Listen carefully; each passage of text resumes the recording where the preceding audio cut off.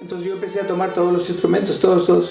Claro que para eso uno tiene que buscar el instrumento que, o sea, la afinidad es muy importante. ¿Qué tal amigos? ¿Cómo están? Están en un programa más de Alberto Te Cuenta y en esta ocasión tenemos a un gran invitado aquí en Rostros de nuestra comunidad, al señor Juan Rubén Ramírez Hernández. ¿Cómo está usted? Mucho gusto, Alberto. Gracias. Gracias por aceptarnos la invitación a su programa de Alberto Te Cuenta. Y amigos, como ustedes saben, nos metemos hasta la intimidad de aquí, hasta la cocina de nuestros invitados, y vamos a pedir al señor Juan que nos acompañe a quitarnos los zapatos, porque estamos en la sección a zapato quitado. Ustedes saben, a zapato quitado, Juan, es aquí nos desnudamos el alma quitándonos los zapatos, porque son los que nos han traído hasta este punto, hasta esta gran ciudad, este gran país. Me parece bien. Entonces aquí nos descalzamos y nos sentimos como en tu casa. Estás en tu casa. Muchas gracias.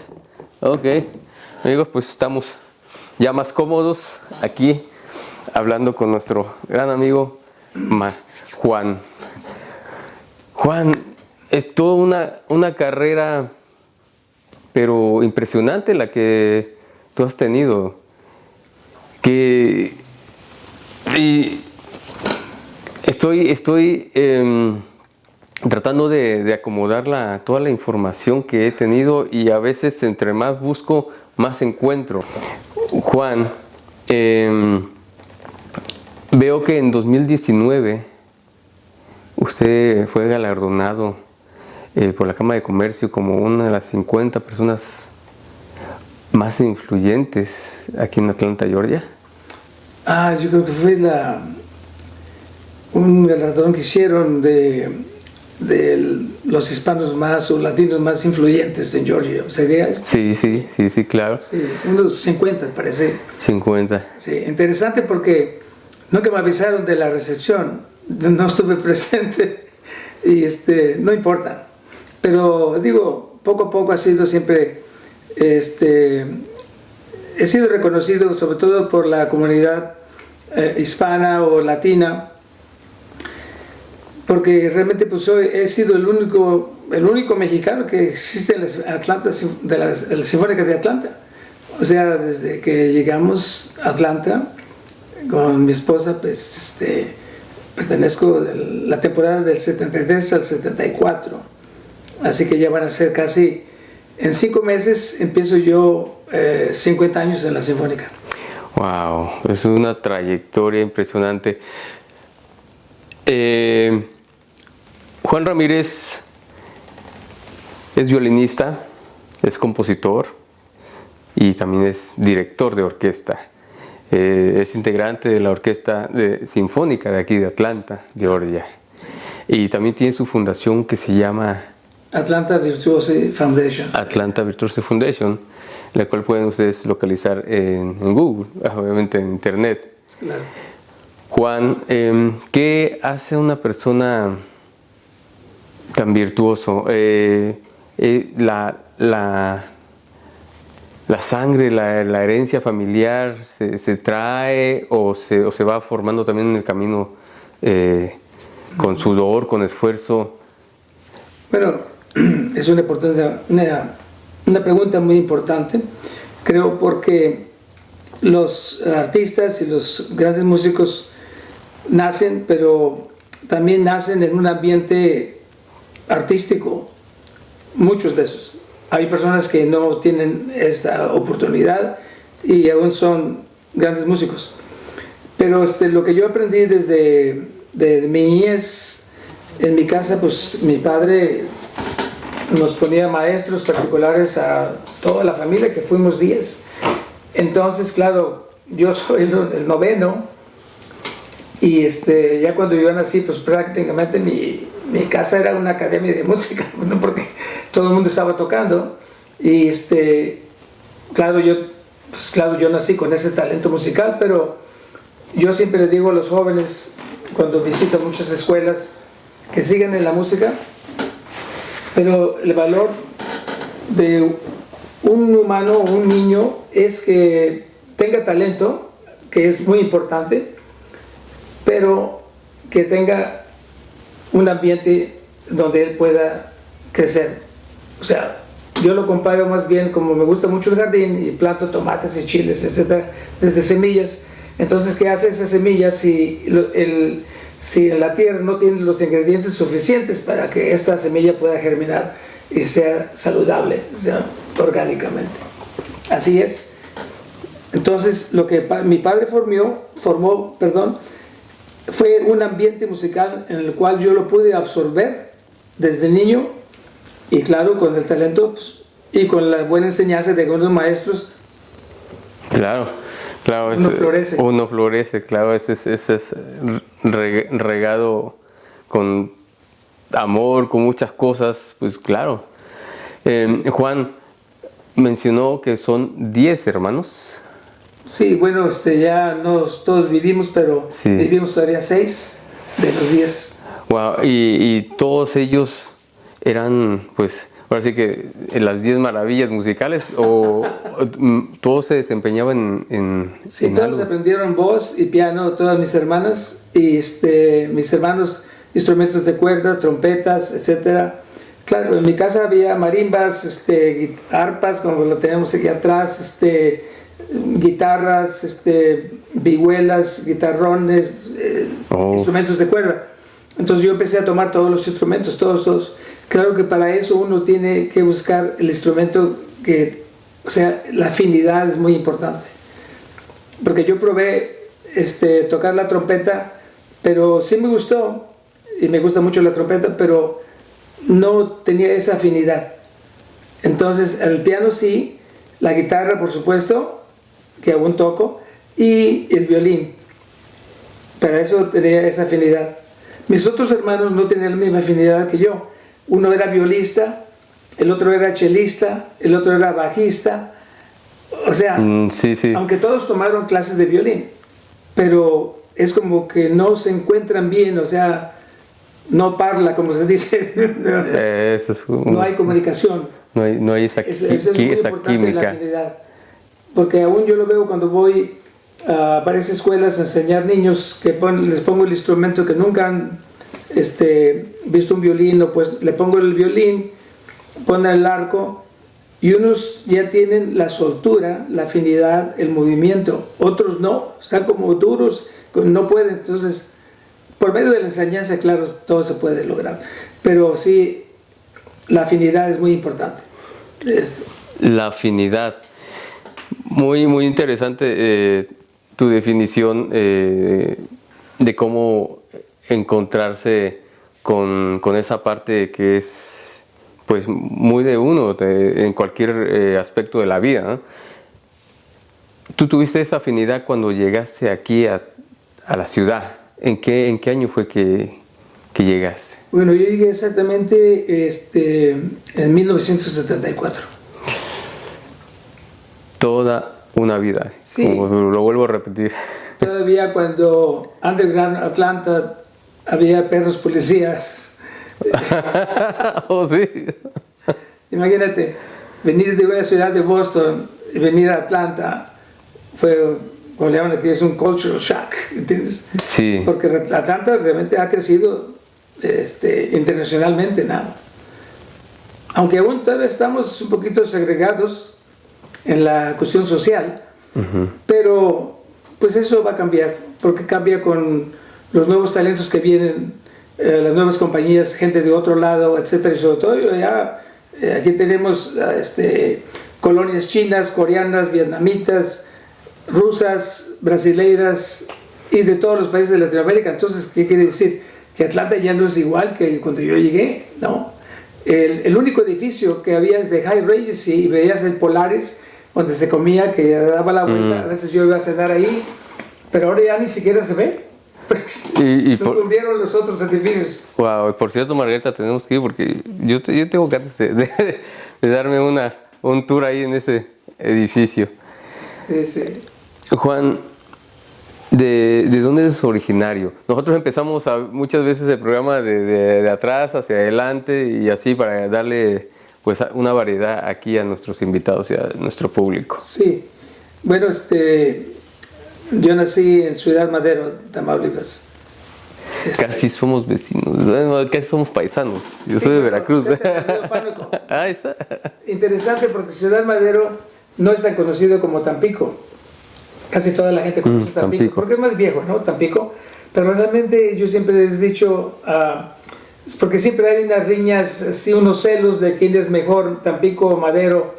Tampico en realidad es un pueblo, una ciudad ya muy bella, pero no es puerto. Porque un puerto siempre está al lado del mar, no de un río. Sí. Entonces, pero se conoce como puerto, como entrada posiblemente, ¿no? Entrada, porque muchos barcos vinieron hacia Tampico, sobre todo por el petróleo y todo eso, pero Madero sí es puerto. La ciudad de Madero antes se llamaba Santa Cecilia, que había cerca de la playa. Mi casa estaba muy cerca, de como 1 kilómetro de la playa. De niño yo podía escuchar las olas del mar. Uy, y la brisa. Qué bonito. Es otro, ya ha cambiado todo, ¿no? Porque yo regresé a Madero, me hicieron un honor en el Cabildo sobre una obra que escribí basada en los guapangos de nuestra Huasteca para orquesta de cámara. Le llamo Suite Huasteca. Y entonces me hicieron el honor de pues, darme un homenaje en el Cabildo de la ciudad, y ahora me están esperando el año entrante porque va a ser el centenario del nacimiento de Ciudad Madero.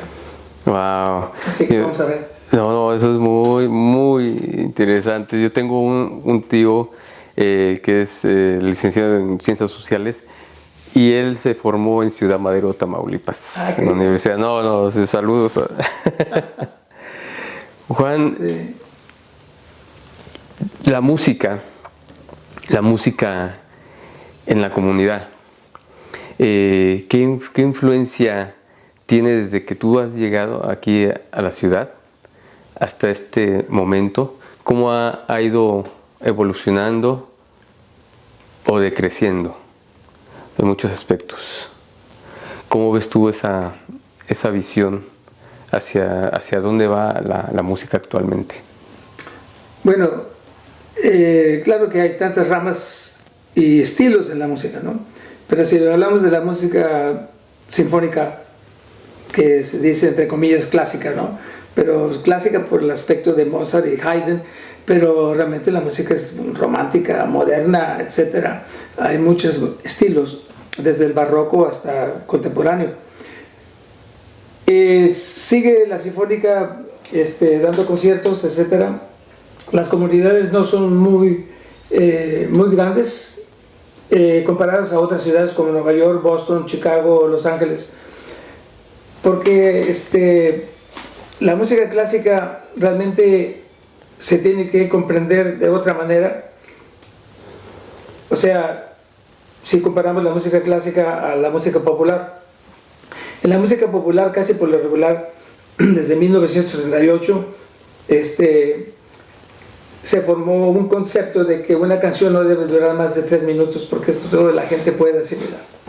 Sí. Sin embargo, una sinfónica es de 1 hora o 45 minutos, etcétera, de varios movimientos, ¿no? Porque es otro proceso, es un proceso del desarrollo de un motivo, de una célula, desarrollar muchas ideas y muchas variaciones sobre este tema. Bueno, para los músicos siempre es muy importante conocer los estilos de cualquier tipo de música. Y claro, la expresión de cada obra o de cada canción es muy importante, este legado cultural. En el violín, claro, la expresión es muy importante también porque casi el violín siempre toca la melodía de todas las canciones o de todas las obras.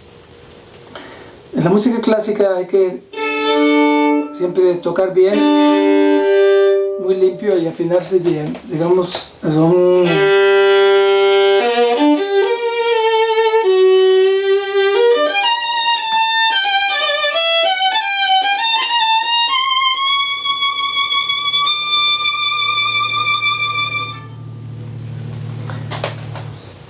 La idea es de continuar como un arco iris, una melodía que va del principio hasta el final.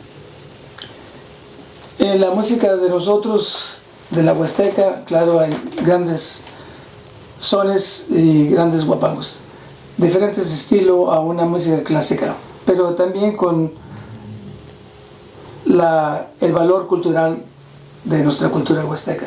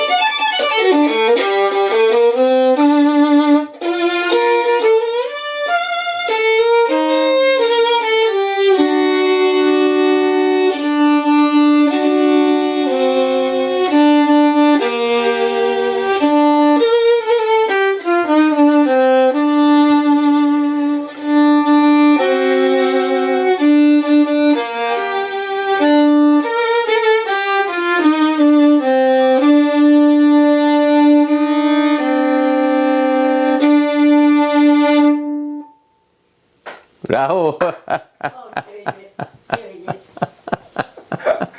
Si tú ves, digamos, la Sinfonía Quinta de Beethoven, pa, pa, pa, pam, es todo el motivo. Y de ahí sigue sol, sol, sol, mi, la, sol, mi, do, sol, sol, re, ta, ta, ta, ta, ta, ta, ta, ta, ta, ta, ta, ta, ta, ta, ta.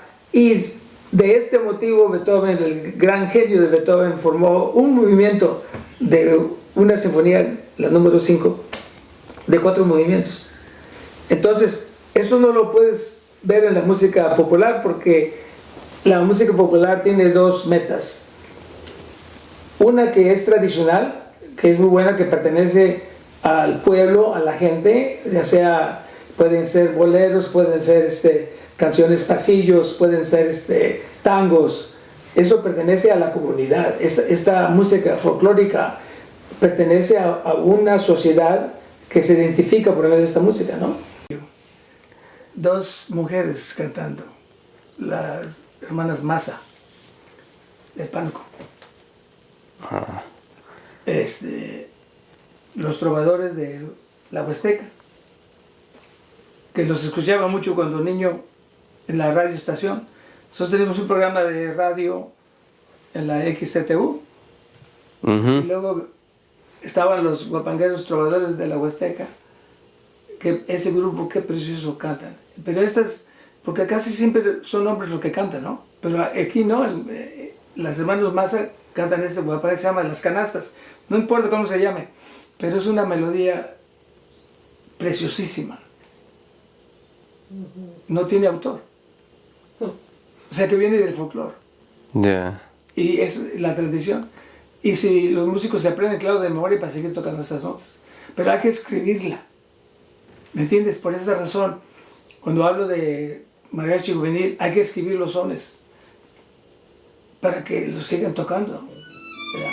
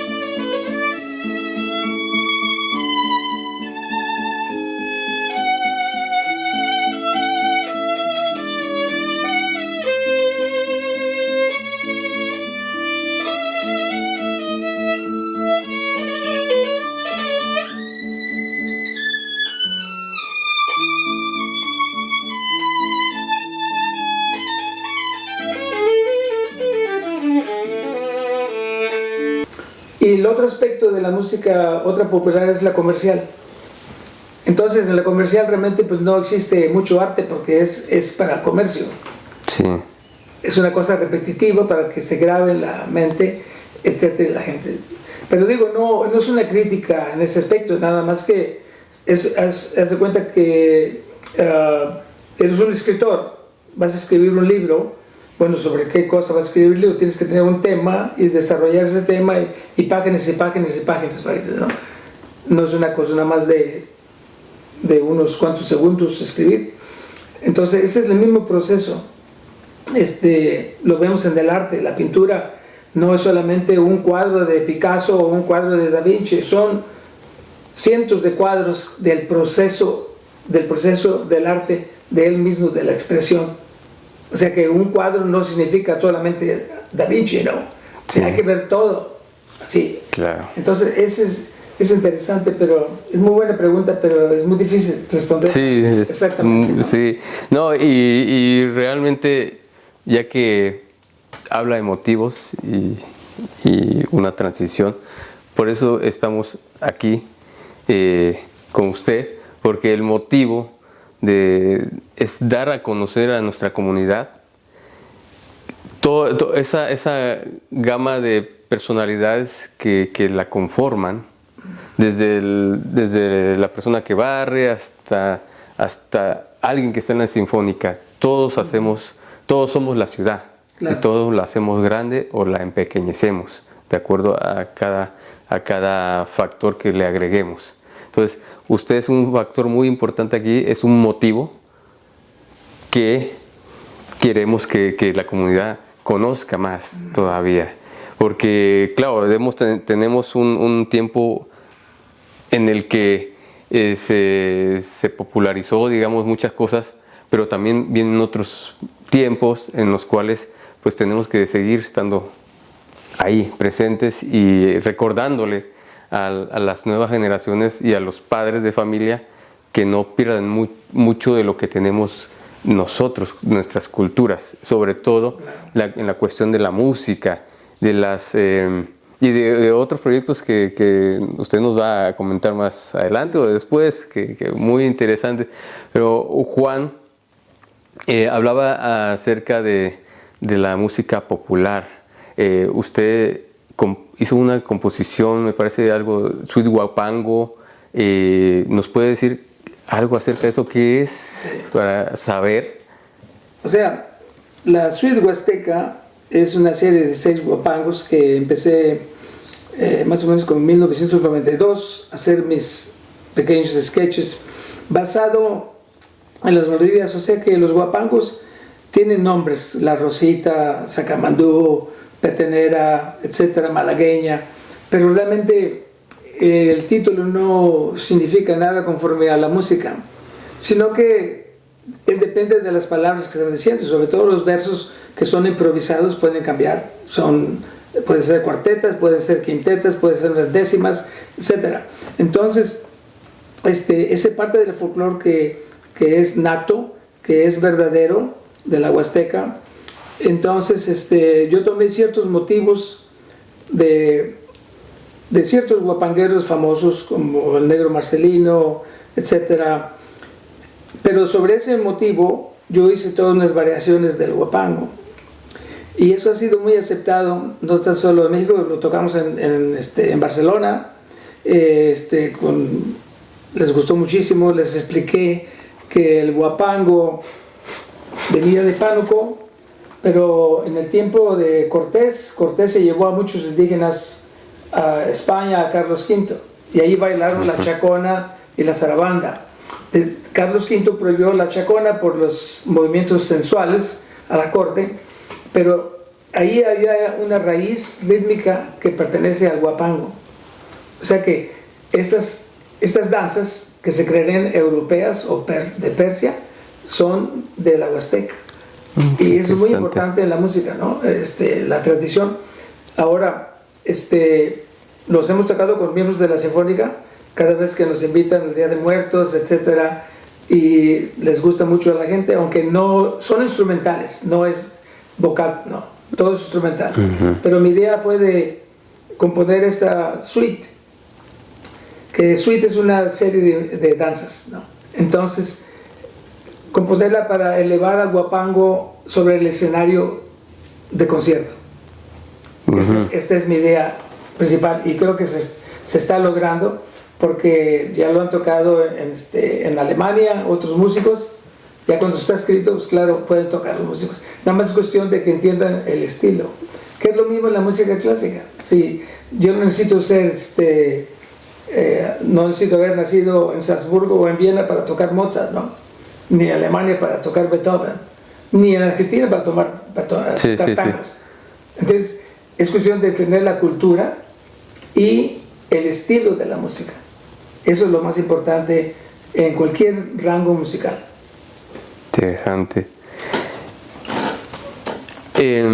Veo que ha habido una transición en viajes por todo el mundo con orquestas. Una que me llama mucho la atención es que usted estuvo en la Sinfónica de Jalapa, por lo que he entendido. También estuvo en la Sinfónica de la Ciudad de México, en la Autónoma de México también, ¿no? ¿Nos puede extender un poquito más acerca de...? Sí, porque es interesante que la gente sepa su trayectoria. Sí, bueno, en la Ciudad de México, claro, aparte de estudiar en el Conservatorio Nacional de Música, después me integré a la que ahora es la Filarmonía de la Universidad.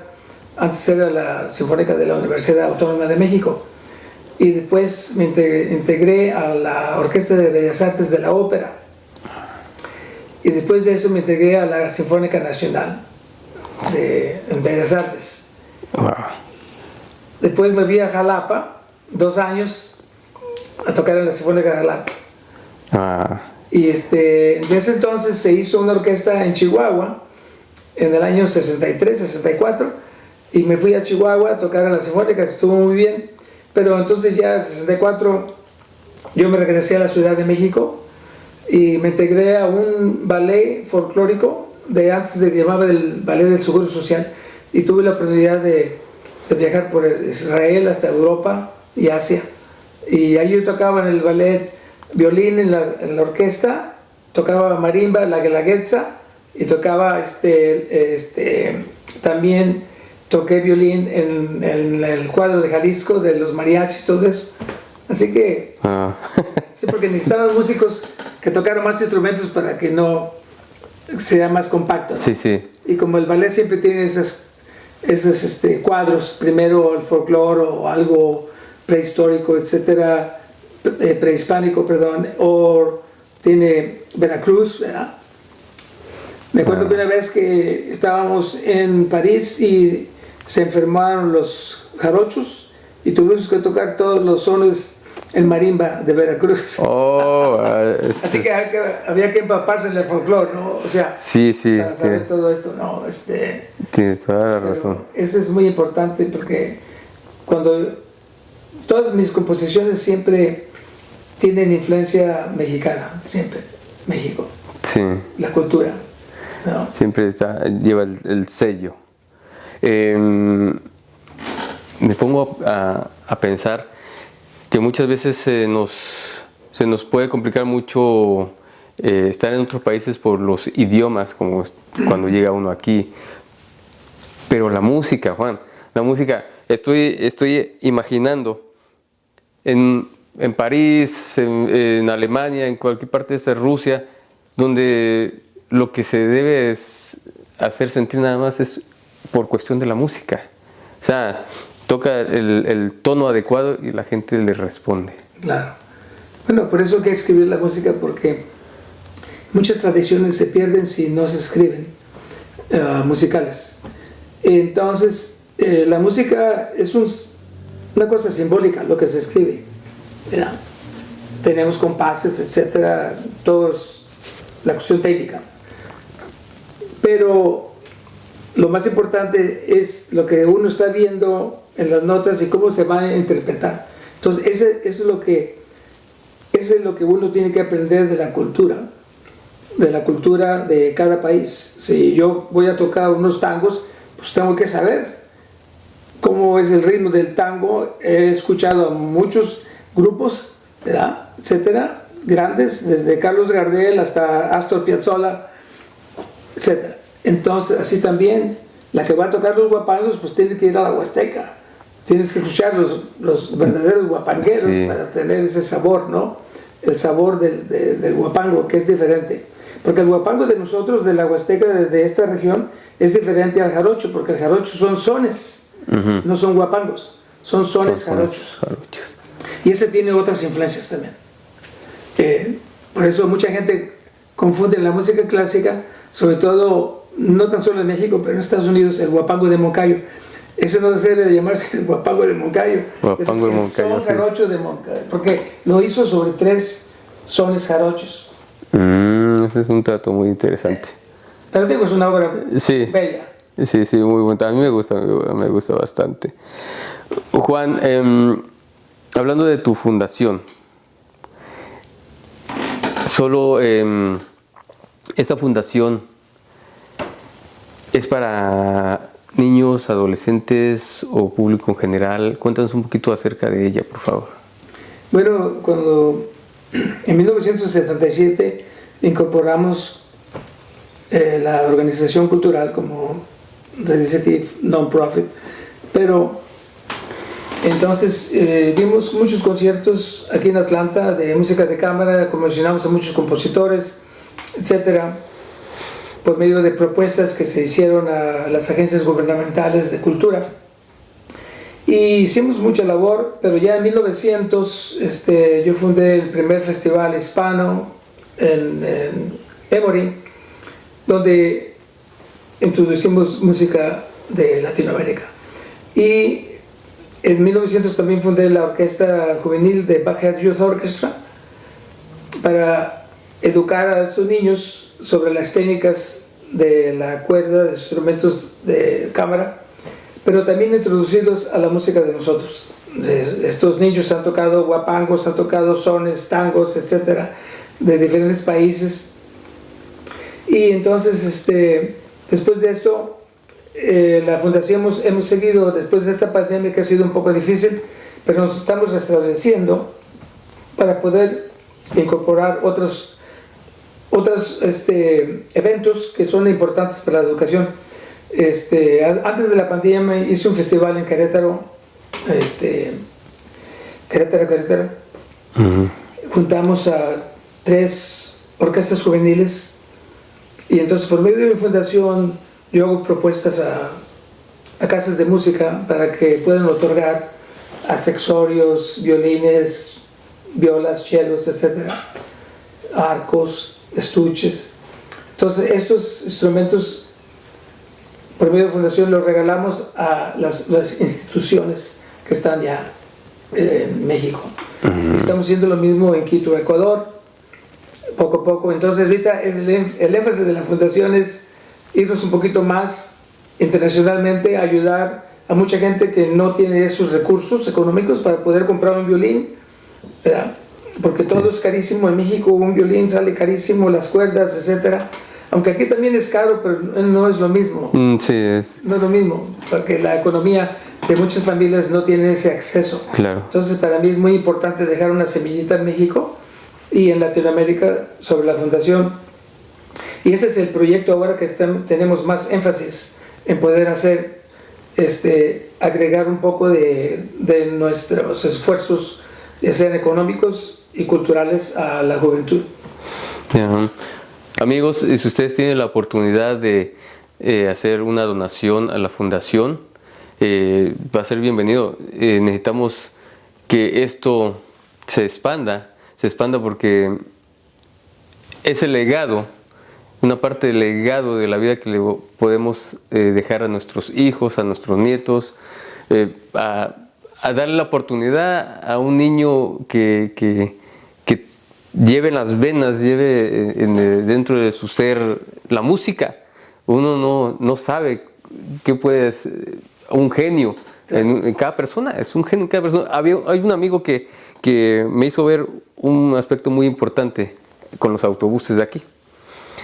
Me dice, ¿por qué cree que se paran todos y aquí en Estados Unidos respetan los autobuses? Porque cuidan al futuro presidente. esta nación. Sí, tiene toda la razón. O sea, cada niño es en potencia un genio, un presidente. Claro. Entonces, desde ese punto de vista, uno empieza a ver las cosas diferentes. Qué bueno que mencionaste esto, Alberto, porque uno de los proyectos que quiero hacer ahora, el próximo, septiembre, octubre, es formar sobre la Casa de la Cultura, que te lo vamos a empezar otra vez, formar un grupo de niños que puedan aprender nuestra música folclórica. Para empezar, un mariachi juvenil. Porque por medio de la música del mariachi juvenil vas a poder atraer a los padres, porque es nuestra música, ya la tenemos integrada, y de ahí progresar sobre otras cosas, que sepan leer la música para que se quede todo esto no escrito. Y hay muchos amigos míos que van a donar su tiempo para ser maestros del primer año, para empezar poco a poco. Y ese es el proyecto que lo quiero hacer, ya que durante este año, mi 50 aniversario en la Sinfónica, será mi último año en la Sinfónica. Wow. Para jubilarme. No porque no me gusta la Sinfónica, pero para tener más tiempo para poder hacer estos proyectos. Más proyectos, claro. Sí, dejar este legado en Atlanta, y eso sería fabuloso, tener un mariachi juvenil que pueden estar en las actividades culturales de Atlanta, y yo creo que eso sería magnífico, y eso puede crecer. Así que ese es el nuevo proyecto, y claro, vamos a estar pidiendo ayuda a corporaciones para que nos puedan, porque hay que comprar instrumentos, hay que rentar un lugar, todo esto. Pero estoy buscando el lugar esencial, porque el transporte es muy importante para las comunidades. Sí, por supuesto. Si lo pongo en Pajé, pues nadie va a poder ir, ¿no?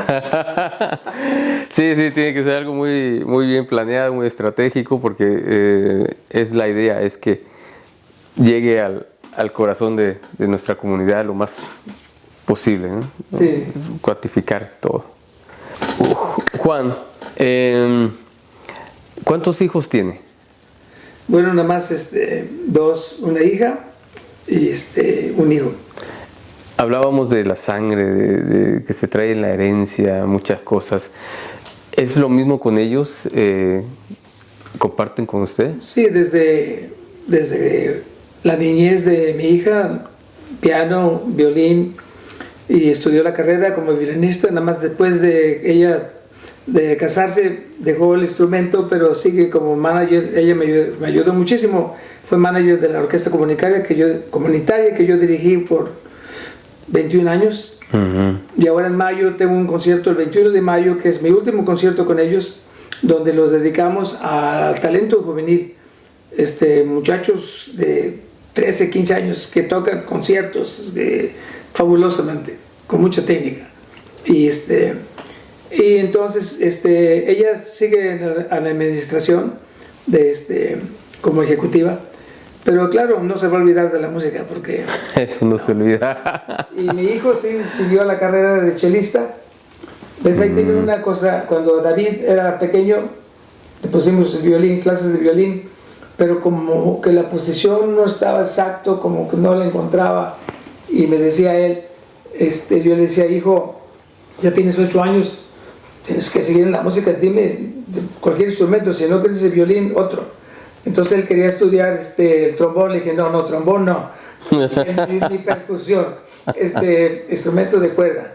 Entonces le digo: te doy un mes. Entonces dice él, en una semana vino, dice: quiero tocar el cello. Inmediatamente le conseguí un cello y el maestro, vamos, y es chelista. O sea que esa es la afinidad, que hablé un poquito de esto, ¿no? Sí, claro. No pudo con el violín, de una manera no era natural para él, pero el cello sí. Entonces ahí está la expresión, porque la música nos da esa libertad de expresión, y eso es lo que yo quiero hacer el énfasis en cada niño, que aprenda a transportar sus emociones por medio del sonido. Eso es muy, muy bonito, muy bonito pensamiento. Juan, como aquí nos metemos hasta la cocina, como decimos, ¿se toca igual las cuerdas como se toca el corazón de una mujer, en este caso su esposa, ha habido desde un principio una afinidad con lo mismo, porque entiendo que es también violinista. Sí, ella estudió en el mismo conservatorio, con el mismo maestro que yo estudié en Boston. Y claro, ella pues viene de otra familia, ¿verdad?, completamente americana, etcétera, y entonces siempre los conceptos son diferentes, pero en el aspecto del violín, pues siempre uno tiene que llegar al blanco. ¿Cuál es lo común? Si vas a tocar Beethoven, hay que estudiar Beethoven, hay que estudiar las obras de Beethoven, el estilo de Beethoven, aunque no sabemos cómo él tocaba, ni Bach, pero la música te da la guía, el simbolismo te da la guía de más o menos, y también de muchos otros grandes artistas antes de nosotros que dejaron su legado cultural. Y ahora para los jóvenes es mucho más importante ahora que vean todo por YouTube. Sí.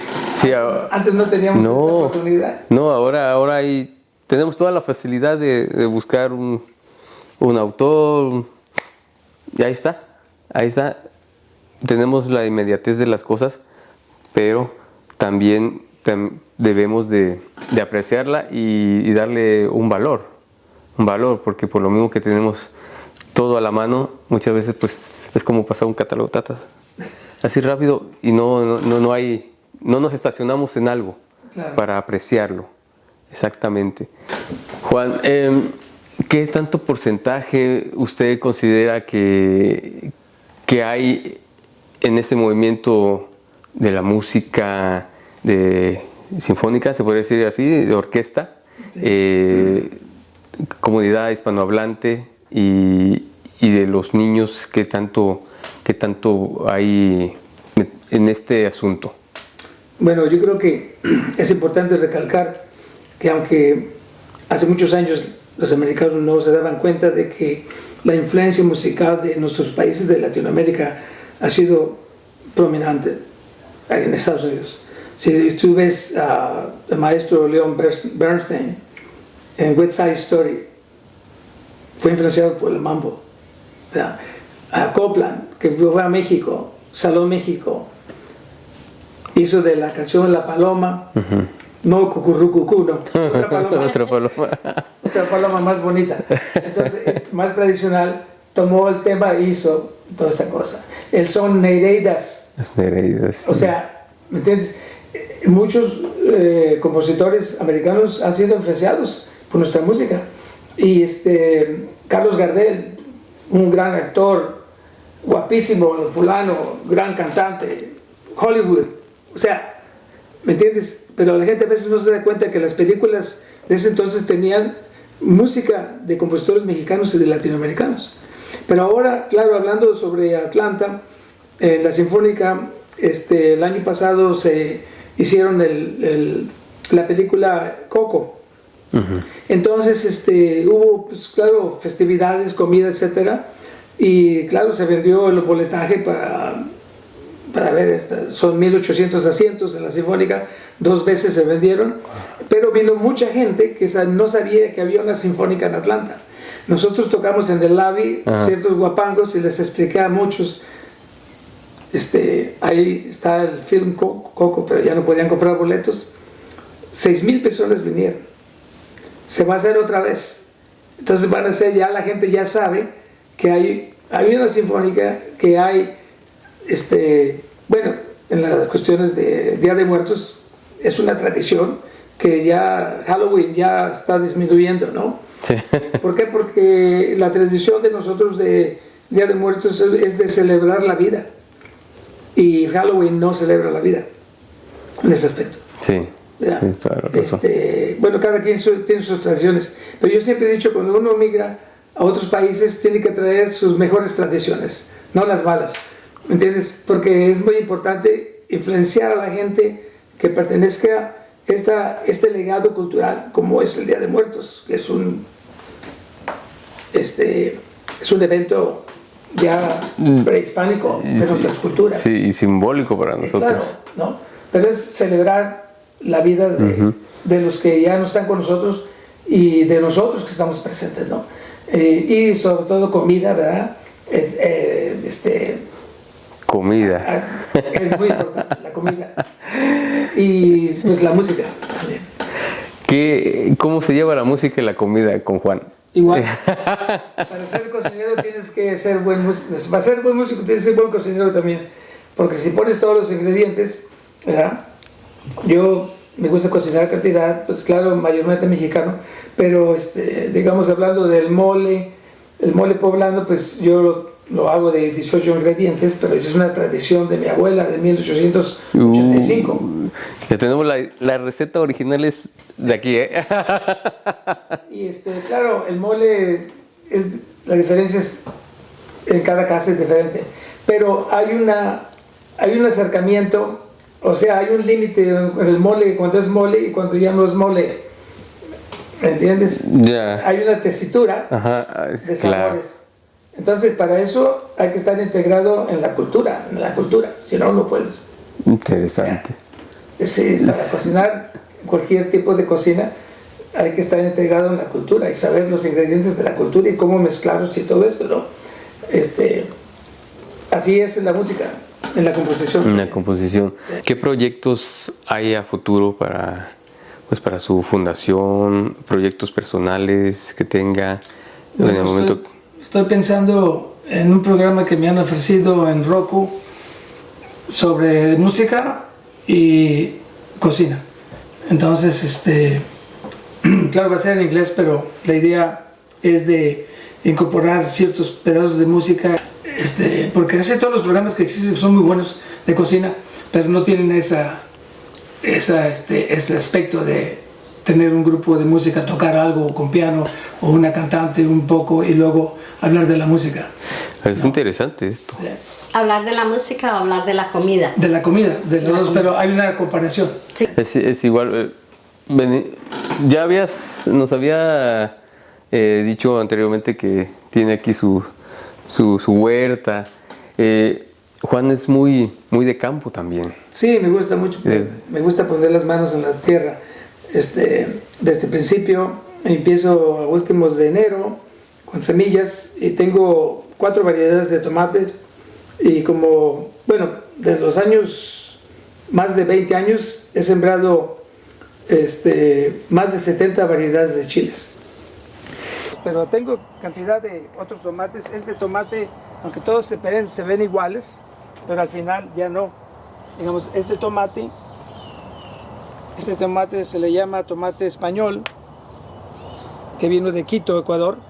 Es un tomate grandísimo, sabrosísimo. Pero yo no sé por qué le llaman español. Porque yo creo que después de cuando vieron a Moctezuma con los tomates, se los llevaron y ellos le pusieron español al tomate que se de México. Aquí es donde tienen las luces para la noche, para que sigan creciendo. Aquí chiltepín, ves, aunque todas las plantas se ven igualitas, pero al final la fruta es diferente. Sí.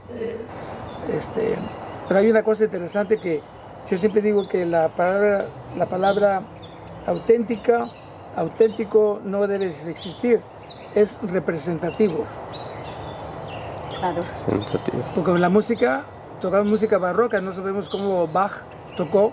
Entonces muchos directores dicen, no, hay que tocar de esta manera, de este estilo, hay que tocar así. No saben. La interpretación es una cosa representativa de lo que él pensó que era Bach, ¿no? Así también en la comida, porque a veces dicen, auténticamente mexicano, pues no existe. Es una variación, una representación. Entonces la palabra auténtica la deben de quitar. Wow, estoy impresionado porque no todos somos tan mediáticos en muchas cosas ni tan disciplinados como Juan, pero es que conforme se tiene que uno que meter al mundo de las notas musicales, como lo ha hecho Juan, me doy cuenta que así es en muchas cosas de su vida, en muchas facetas, incluso ahorita que nos hablas de las variedades. Esta es una entrevista que me está gustando bastante, Juan. Déjame decirte. Juan, respecto a sus visitas alrededor del mundo con las invitaciones a tocar en las orquestas, ¿cuáles son las de aquí de Latinoamérica? Bueno, el único país que me ha invitado es Ecuador, Ecuador. en festivales en Quito, varios festivales, 2 años, y realmente no otros países de Latinoamérica, solamente México, ¿no? Y Ecuador, pero me dio mucho gusto estar en Ecuador y pienso regresar a dar conciertos. La música de ellos es muy bella. Hicimos un concierto sobre los pasillos de Ecuador con los miembros de la Sinfónica. Y hemos hecho muchos programas. Bueno, en la música clásica que he estado yo en muchos lugares de Europa, en España, en Italia, en Bélgica, en Alemania, en Austria. Y con la música sinfónica pues he ido a cantidades de países. Lo importante es que la música ha sido para mí el pasaporte. Un pasaporte. Un pasaporte, güey, que bonito esto. De todos estos lugares, ¿cuál ha sido el más marcado, que alguna anécdota que diga, esto siempre lo traigo conmigo porque me dejó una enseñanza? Bueno, yo viajé desde que tenía 17 años. Para mí era pues muy importante.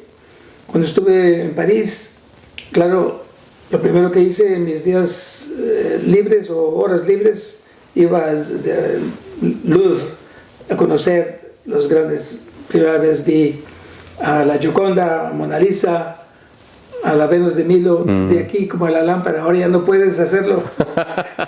Y pues todos los lugares principales de París, el Museo del Hombre, donde primeramente en el Museo del Hombre vi primeramente las cabecillas de los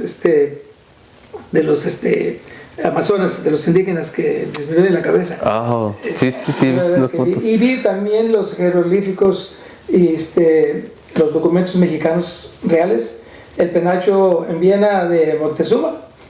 O sea, el que tenemos en México es una copia. Es una copia, pero yo creo que ya los han de estar pidiendo de regreso, me parece, algo así. Es importante esto, porque tú sabes, cuando encuentras una cosa en las pirámides, la arqueología, no puedes mover estas cosas porque entonces se pierde la historia de todo esto. ¿Ves? Entonces los arqueólogos tienen mucho cuidado en esto, porque ellos están pensando no en lo que vieron, están pensando en la estructura, como ahora los dinosaurios que los van poniendo poco a poco, ¿verdad? Y después, claro, ya ven lo que falta y por medio del conocimiento se imaginan qué estuvo allí, qué órgano estuvo ahí o qué estructura estuvo ahí. Así también, por eso cuando la gente viene, los colonialistas y van y llevan cosas de México y de Perú, etcétera, de Bolivia, se pierde la historia de esas civilizaciones. Claro, se va perdiendo ese rastro, es como una camioneta, de repente ¿dónde están las siguientes huellas ya? ¿Para dónde fueron? Exacto. Sí. Juan, ¿qué rumbo? Voy a hacer algo tal vez que suene generalizado, acerca de nuestro país, de México, en la cuestión de la música. ¿Cómo está ahorita en este momento la música de sinfónica en México? ¿Hay mucho movimiento o después de la pandemia también bajó? ¿Cómo es? Bueno, claro, la pandemia siempre nos afectó, no tan solo económicamente, pero en cuestiones de audiencia, de auditorio, de pertenecer a teatro, a museos, a conciertos. Pero yo creo que ya estamos en mejor ambiente ahora. Hay más oportunidad ahora de reconciliarnos y ir a eventos culturales. En México, cuando yo estuve en México, yo estuve en la Ciudad de México en el año 1958. Ahí empecé. Así que poco tiempo estuve en Ciudad de Madrid, pero siempre me iba veranos. Pero resulta que había pues muy pocas orquestas, ¿no? Pero ahora ya hay muchas orquestas. Está la orquesta del estado de Toluca, está la orquesta de Guadalajara, está la orquesta de Chihuahua, hay orquestas, tengo entendido que hay una orquesta en Cancún, y pues claro, en Morelia, por ejemplo, el Observatorio de las Rosas, hay una sinfónica, hay mucha tradición musical. En Guanajuato hay una sinfónica. Digo, ya la gente le gusta escuchar mucho, sobre todo en México, que casi el boletaje es casi gratuito. En la ópera hay muchos familias que vienen a la ópera, no es tan caro como aquí, ¿no? Entonces, claro, esa oportunidad ha dado pues ¿qué se podría decir? Un progreso más para poder apreciar la música sinfónica. Eso es excelente. Amigos, muchas gracias por acompañarnos en esta bella, linda entrevista, muy nutritiva para el alma y que nos acerca a ese mundo de la música con toda una celebridad, un experto que nos lleva de la mano y nos muestra en cada nota una faceta de su vida. Muy interesante, por cierto, y muchos proyectos más interesantes que vienen y que pues vamos a estar transmitiendo aquí en Alberto Te Cuenta. Juan, es un placer que nos haya acompañado en este programa, en este día, y muchas gracias por la invitación a su casa. El placer es mío, Alberto. Muchísimas gracias. Y recuerden, estas entrevistas solo en Alberto Te Cuenta. Y no se les olvide donar en la Fundación de Juan Ramírez. Hasta la próxima.